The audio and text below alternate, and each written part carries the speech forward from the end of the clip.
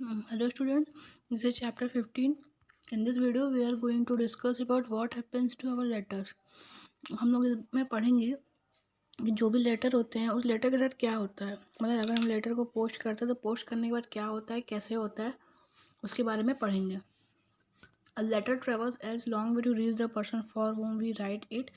It travels over hills and mountains, rivers and oceans before being delivered to the person addressed to.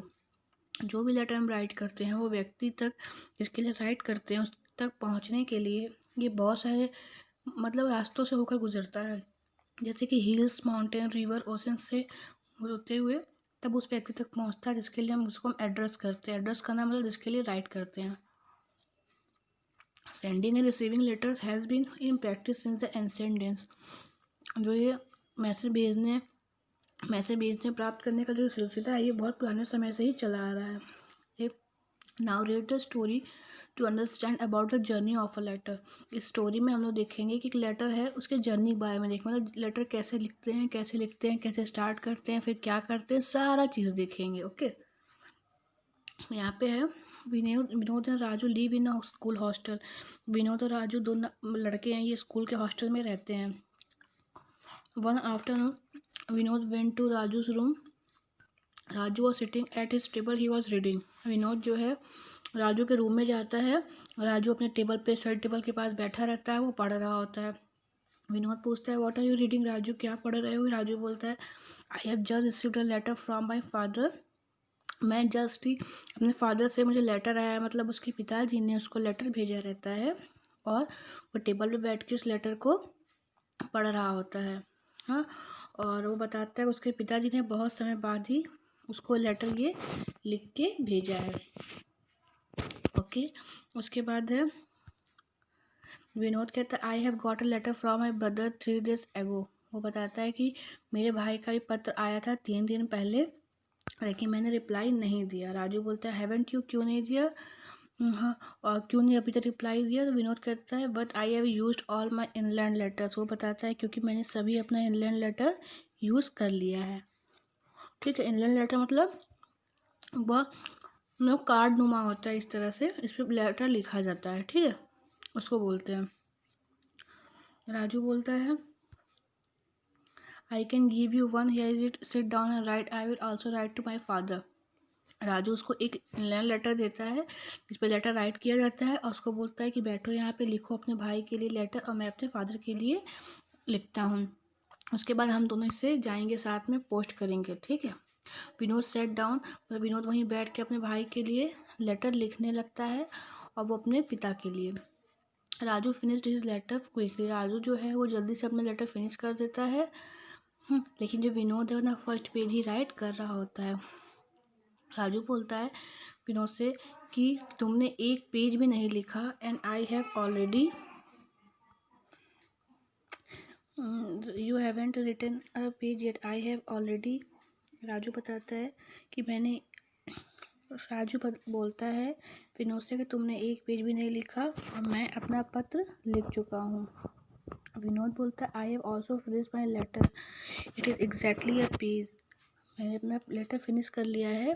और let's now go to the letter box, मतलब चलो letter box के पास चलते हैं इसको post करने. They went to the letter box and put the letter into it. वो letter box के पास जाते हैं और लेटर को उस पर डाल देते हैं. Just then a man come here. उसके बाद अब वहाँ एक व्यक्ति आता है. एक बार फ्रॉम द पोस्ट ऑफिस. वो पोस्ट ऑफिस का व्यक्ति रहता है और जिसे कि पोस्टमैन कहते हैं. ही ओपन द लेटर बॉक्स. वो लेटर बॉक्स को ओपन करता है और बॉक्स में जितने लेटर होते हैं उसको बाहर निकालता है. ठीक है. फिर Raju to postman, excuse me, what will exactly happen to these letters now, please tell us all about it. वो पोस्टमैन से पूछते हैं कि अब आप इस लेटर का क्या करोगे, मुझे इसके बारे में, मतलब हम दोनों को इसके बारे में एग्जैक्टली बताइए कि क्या होता है. सब कुछ डिटेल में जानना चाहते हैं. तो पोस्टमैन कहता है ऑल राइट, ठीक है, मैं तुम्हें बताऊँगा. इस लेटर को लेके मैं पोस्ट ऑफिस जाऊँगा, वहाँ पे स्टैम्प लगा होगा और उसका पोस्ट मार्क होगा. राजू बोलता है do you put new postal stamp on the letter. Raju पूछता है क्या आप इस पर न्यू स्टैम्प लगाएंगे. तो पोस्टमैन बोलता है no, we put a post mark on stamp. जो स्टैम्प लगा है उसी पे पोस्ट मार्क लगाएंगे, मतलब एक स्टैम्प जैसा होता है then you put the letters in bag, उसके बाद उस लेटर को बैग में रखूँगा। We send the bag different places by bus, और फिर उस बैग को डिफरेंट प्लेसेस पे भेजूँगा, किससे, बस से, ट्रेन से, बैग, ठीक है। उसके बाद है एन एरोप्लेन से, the post office in these places receive the bag and take out the letter.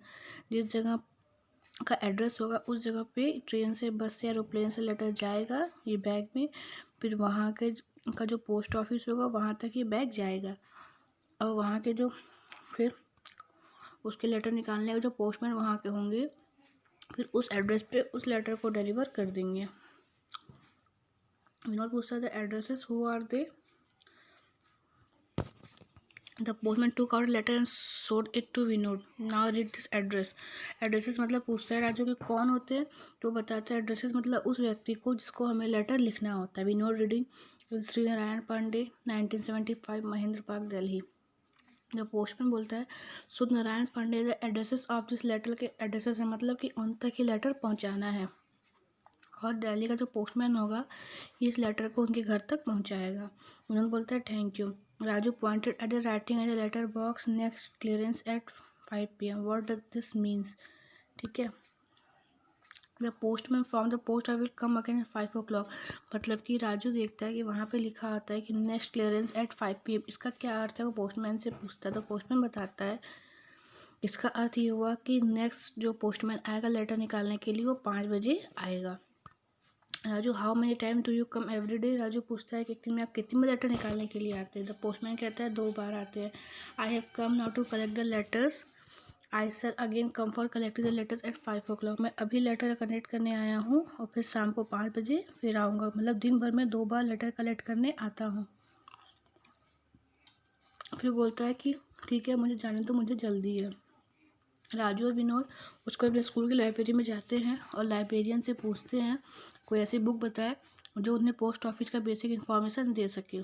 Librarian के अपना बुक, जो लाइब्रेरियन होती हैं उनको एक बुक देती हैं जिसमें कि ब्यूटीफुल पिक्चर होते हैं, स्टोरी होती है पोस्ट ऑफिस की। दोनों पढ़ने के बाद बोलते हैं it is very interesting story, in the olden days there no post office. बताते हैं कि पुराने समय में पोस्ट ऑफिस नहीं थी, जो किंग्स होते हैं जो बहुत रिच होते थे और वो लोग ही लेटर एक जगह दूसरी जगह मैसेंजर के थ्रू पहुंचा पाते थे, other people had no messenger, और जो गरीब या मिडिल क्लास होते थे उनके पास कोई मैसेंजर नहीं होता था, इसलिए वो दूर जगहों पर लेटर नहीं भेज सकते थे। इसलिए गवर्नमेंट ने ओपन किया था पोस्ट ऑफिस को, जिससे लोग एक जगह दूसरी जगह दूर दूर तक भी लेटर को भेज सकते थे। But in the early days letters were expensive, लेकिन उस समय जो लेटर्स थे काफ़ी महंगे थे। नाउ दे आर चीप, लेकिन अब बहुत सस्ते हो गए हैं। यहाँ वर्ड मीनिंग भी दिया हुआ है। तो एड्रेसेस मीन्स होता है ऐसा व्यक्ति जिसे लेटर भेजा जाता हो। क्लियरेंस मतलब होता है कलेक्शन के लिए। पोस्ट मार्क मतलब seal of the post office का सील मार्क, ठीक। फार ऑफ मतलब दूर जगह। इनलैंड लेटर मतलब लेटर जो दूसरे कंट्री में भेजा जाता है। स्टैम्प मतलब होता है सील। मैसेंजर मतलब होता है ऐसा व्यक्ति जो मैसेज लाता हो। डिलीवर मतलब to give the receiver, receive करने वाले को देना। और लेटर बॉक्स मतलब एक ऐसा बॉक्स जहाँ पे लेटर ड्रॉप किया जाता है, वो रेड कलर का होता है। डिस्टेंट मतलब होता है रिमोट एरिया, ठीक। रिमोट एरिया मतलब ऐसी जगह जहाँ पर ज़्यादा सुविधाएं नहीं होती हैं। तो बेटा ये चैप्टर आपका कंप्लीट हो गया। Thank you.